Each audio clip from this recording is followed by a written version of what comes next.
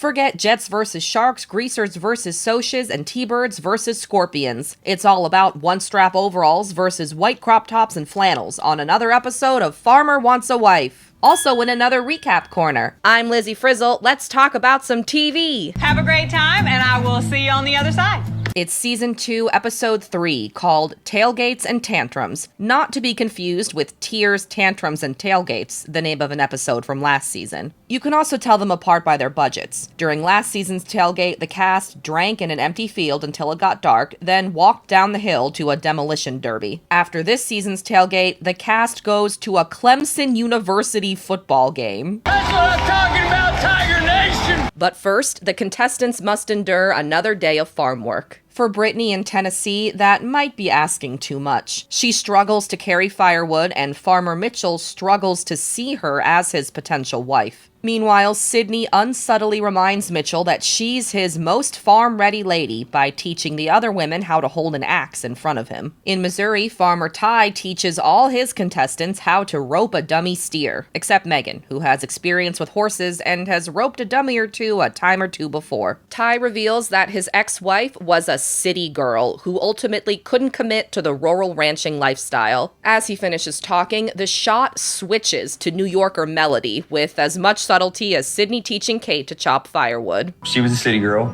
and this lifestyle, you have to want to be a part of it. But you can't judge a contestant by their hometown, because Melody ropes the dummy steer and Megan doesn't. If they're Ty's final two and he chooses Melody, this moment is gonna feel really symbolic in retrospect. In Colorado, Farmer Brandon tactfully talks about the girl's jealousy problem without singling out Reba, the only one with a jealousy problem. She's adamant that annoying Joy is using cloying ploys to woo their farmer boy. But by the end of the episode, it's clear that no one agrees with Reba except maybe this chicken. Apparently, Reba's accusations of phoniness are rooted in Joy's tendency to smile while she speaks, which makes sense given Joy's pageantry background, but Reba thinks it means she's being fake. Like, she smiles when she speaks. Nobody is just like that all the time. That's just not natural. Elsewhere, one of Brandon's other contestants, Grace, talks about how special it would be to fall in love on the farm. But she's smiling as she says it, so who knows if she's being genuine or not. In Florida, Rachel can't fake that she's having fun or feeling sparks with Farmer Nathan. I don't see that connection there.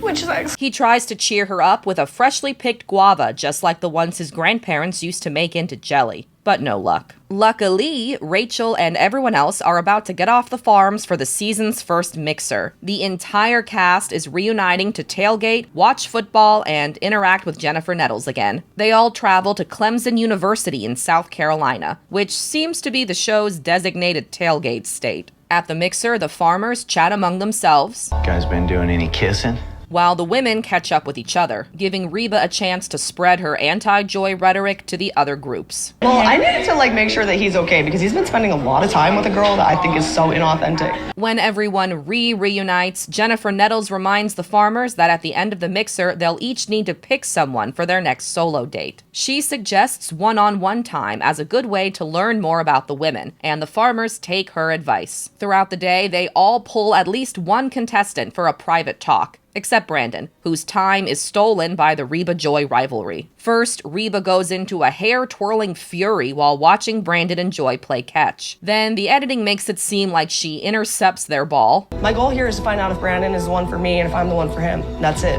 Plain and simple. And finally, Reba derails a group conversation to publicly confront Joy about her inauthenticity for what's clearly not the first time. Come on. You think you're genuine? I don't know what you want me to say. You told me that I am fake and that, True. You don't like how I smile with everything I say. I'm Fake. joyful. I have a big mouth. I have a big smile. This is how I talk. This is who I am. If you think that's fake, I'm sorry. That's you problem, not a me problem. Said Joy, not smiling. After letting Joy defend herself, Brandon puts the kibosh on the drama. I hate to be the guy that steps in, but Why? Step in! As soon as he speaks up, Reba backs down and apologizes to Joy. Brandon, ever tactful, thanks Reba for sharing her honest opinions, even if they were totally unfounded and nobody asked. After she acts so antagonistically, I thought Brandon might eliminate Reba in this episode. The fact that he doesn't must mean he really likes her. But still, the biggest winner to come out of the conflict is somehow Grace, whose grace in de-escalating the drama impresses Brandon. I feel like it was inevitable. We're living on top of each other. It's like a lot of girls. Grace is very patient, very kind. She is just calm in the chaos. As Brandon's contestants convince themselves that the tension is behind them, I think, we kind of cleared the air. Yeah, I have nothing but respect for you. other ladies leap headfirst into it. After spending several days in Tennessee, failing at seemingly every farming task she encountered, Brittany notices a shift in Mitchell's energy toward her. She gets good advice from another contestant. I want to see if there's a spark. I want to build a foundation with him, and I feel like we're not progressing in any way. Well, then maybe pull him to the side and talk and try to start that foundation now. I want to. No one's stopping you. But it turns out someone was stopping Brittany, Farmer Mitchell himself. Because when she tries to start that foundation later on, he eliminates her. I want you to know that I'm here for you, and I want to see where this could go. But I need to know that your head's where my head's at.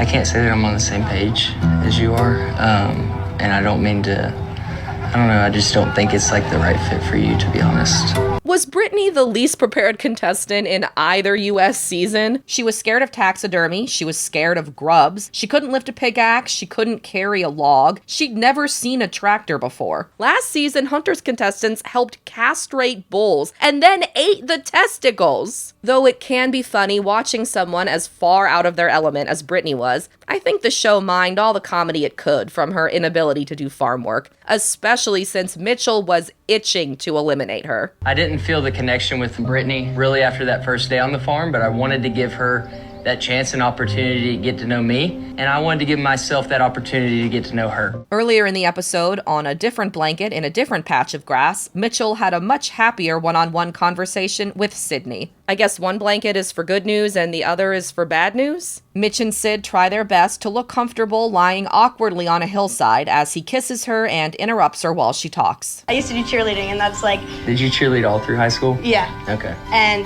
we weren't Can allowed you to still do a turn back tuck? Maybe. I want to see it sometime. Sydney leaves the blanket feeling like more of a front runner than ever and excitedly awaits getting picked for the next solo date. Meanwhile, the other farmers finish their solo talks. Ty pulls Brooke, but unlike Mitchell and Sydney, they stand, let each other finish their sentences, and make no physical contact whatsoever. I like Brooke. She's a little bit older, she knows horses, or at least what their poop smells like. I love the way that the horse's poop smells. She's got a sense of humor, and that's important because Ty's a bit of a jokester too. How are you feeling about the other girls and everything? Yeah, there hasn't been much time. Yeah. And what about you? How do you feel about all the guys in the house? During their one-on-one talk, Brooke tells Ty that he should use his next solo date to spend time with a woman he's unsure of, not someone like her who's obviously going to be around for a while. It should come off cocky, but it doesn't. Just confident and comfortable. When it's time for the farmers to pick who'll join them on their next solo dates, Ty takes Brooke's advice and invites Amy, who describes herself as reserved, arguably the worst personality to have on a dating show. Still, Ty thought their one-on-one talk earlier went well. What I appreciate is you're good about making eye contact. Yeah.